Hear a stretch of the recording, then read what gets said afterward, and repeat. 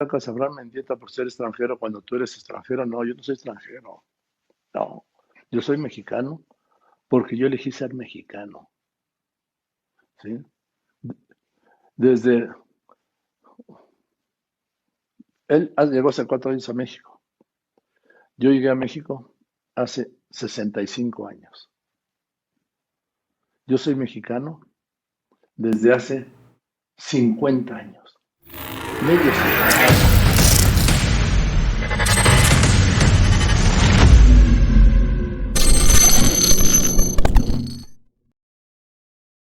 Bienvenidos amigos a una nueva información más. Mi nombre es Jesús Domínguez, reportándoles para Notitops MX. Si te ha gustado este video, dale me gusta y compártelo en tus redes sociales. Pues amigos, de esta manera revienta Joaquín López Dóriga en plena transmisión en vivo. Le dicen que no es mexicano y así truena en berrinche el famoso teacher. Recuerden que López Dóriga pues ha llevado una ríspida disputa en redes sociales con Abraham Mendieta. Y bueno, vámonos primero con este video donde mencionan aquí, López Dóriga dice que él eligió ser mexicano y que tiene más años de ser mexicano, inclusive que hasta Pedrero y también Abraham Mendieta. Tiene razón, pero lo que no dice es que el teacher tiene 4 veces la edad de Manuel, dice acá. Vamos a escuchar lo que dice, así lo estaban increpando en una transmisión, se ve que López Dóriga estaba leyendo un chat y esto fue lo que dijo.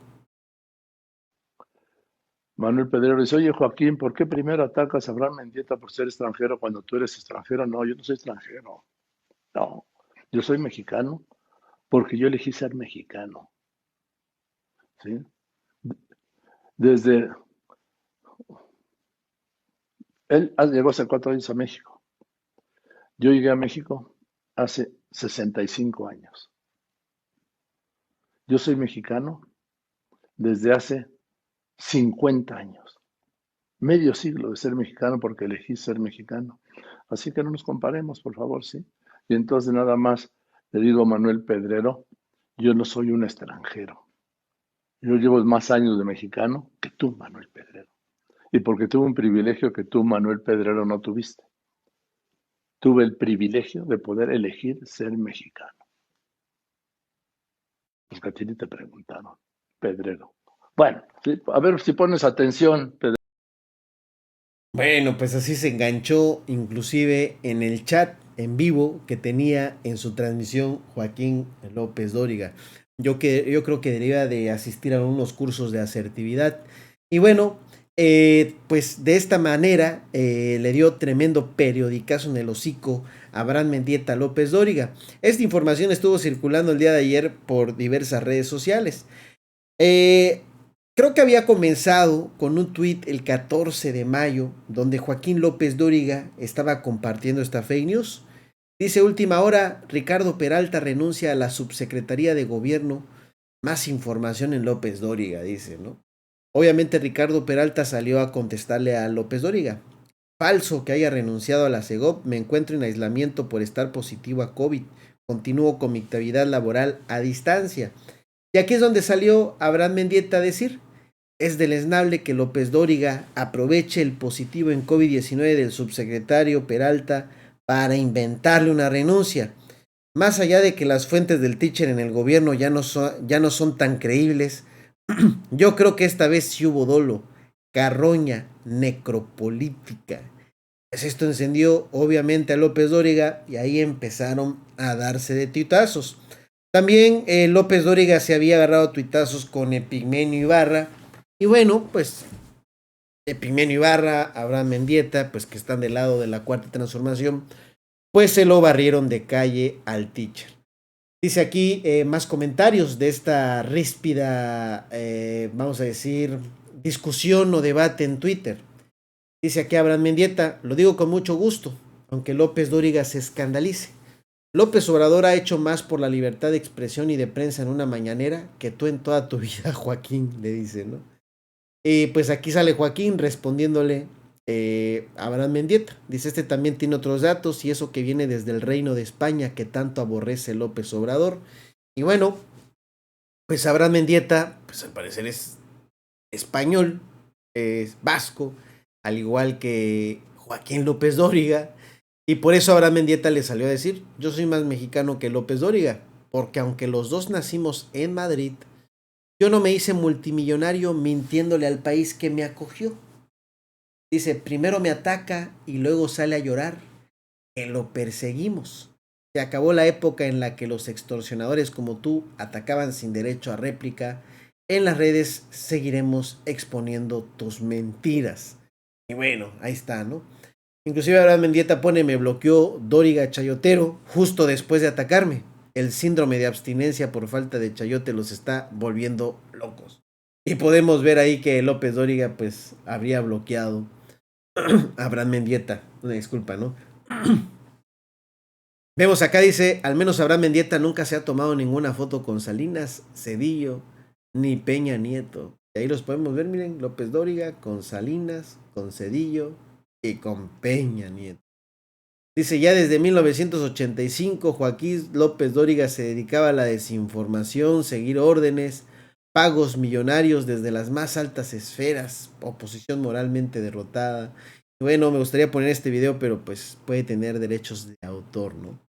Mejor evitarnos que nos levanten una infracción. Por otro lado, el día de ayer el gobierno mexicano pone el ejemplo a España, hablando de que pues López Dóriga es de España, y pues recuerden que España se niega a pedirle perdón a México por el exterminio que generó por la conquista. Y bueno, el presidente de México pidió perdón a al pueblo de China. Inclusive dice, aquí chinos esperaban más de 100 años para oír una disculpa de México. Y aquí estuvo, ¿no? Este fue el momento donde a través de esta persona es que lanzan el perdón al pueblo de China por la masacre que hubo de chinos aquí en México por ahí de inicios del siglo 1900, por ahí de 1911, 1915, que inclusive se extendió hasta 1930 y pico, 34 al parecer. Vamos a escuchar este perdón que piden al pueblo de China. Por todo lo anterior, señor presidente, de conformidad a los lineamientos de su gobierno, con el gran honor que usted me ha conferido, hoy, en nombre del Estado mexicano, le pedimos perdón. Favor de ponerse de pie.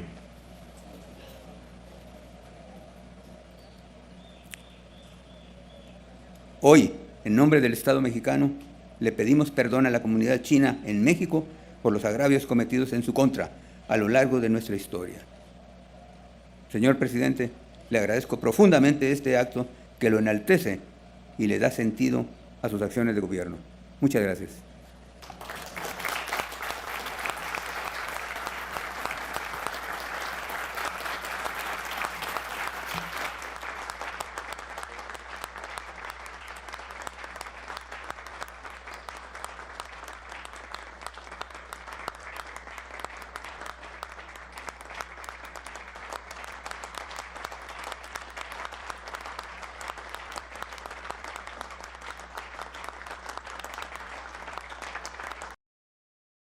Y bueno, ese fue el acto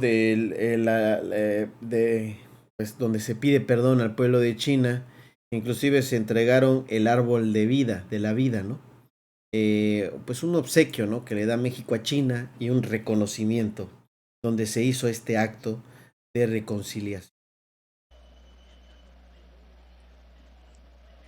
Este árbol es un símbolo de reivindicación de la memoria histórica y reconciliación nacional, partiendo de dos raíces culturales profundas. Vemos en su fronda los frutos de un encuentro enriquecedor para ambas naciones.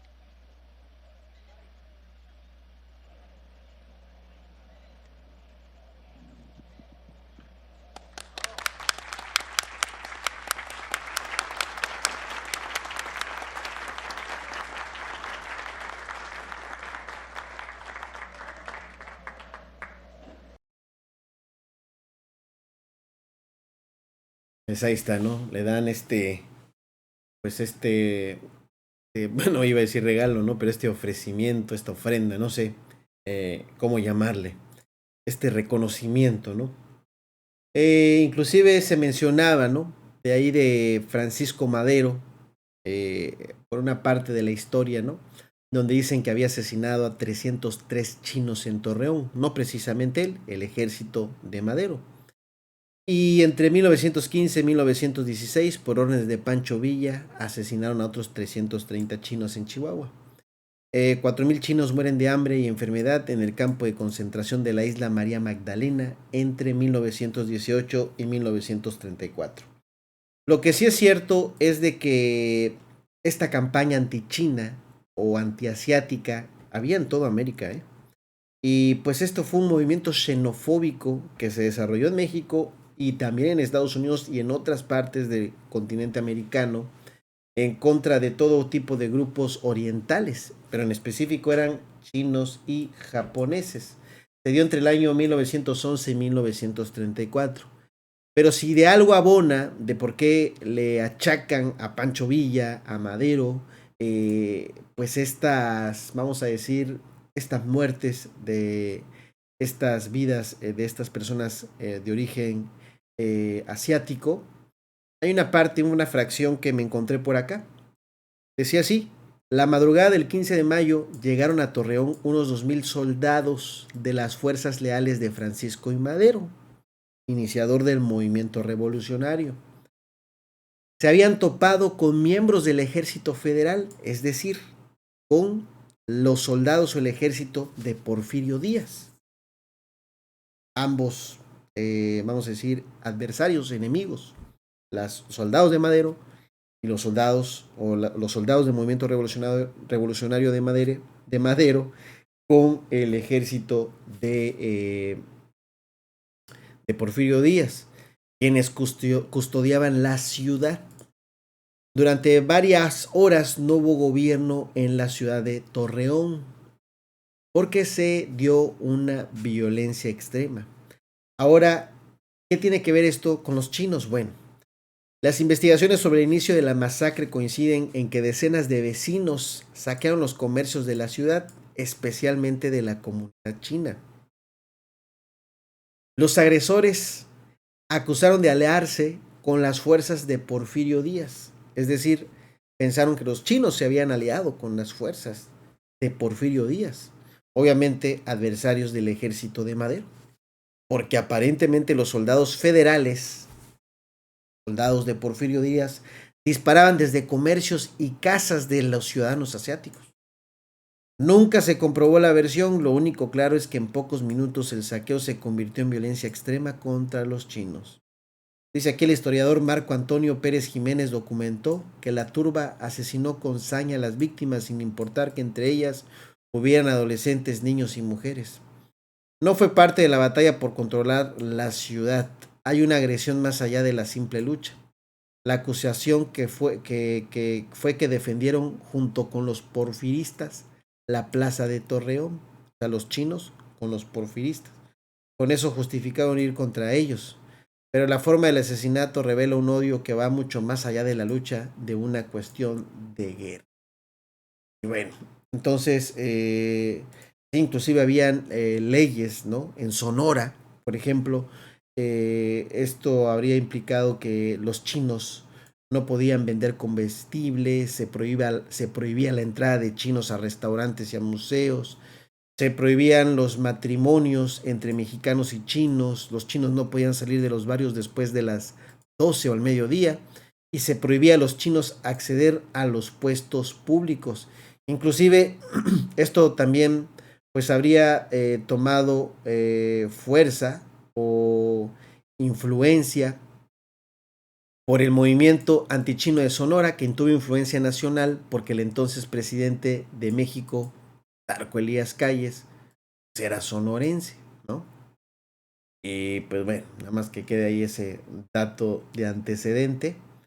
Y pues no fue hasta 1934 cuando Lázaro Cárdenas liberó a la población china, que había bajado a 6.661 habitantes de los 15.976 que habían en 1911. Pues así terminó con Lázaro Cárdenas esta persecución, ¿no?, contra los chinos. pues me extendí un poquito más por esta parte de la historia que les comenté al final. Espero que les haya gustado este video. Si es así, dale me gusta, compártelo en tus redes sociales. Te invito a los canales Noti Express MX y benditas redes sociales. Y recuerden que más noticias y tops aquí en NotiTops. Nos vemos en un próximo video. Bye bye.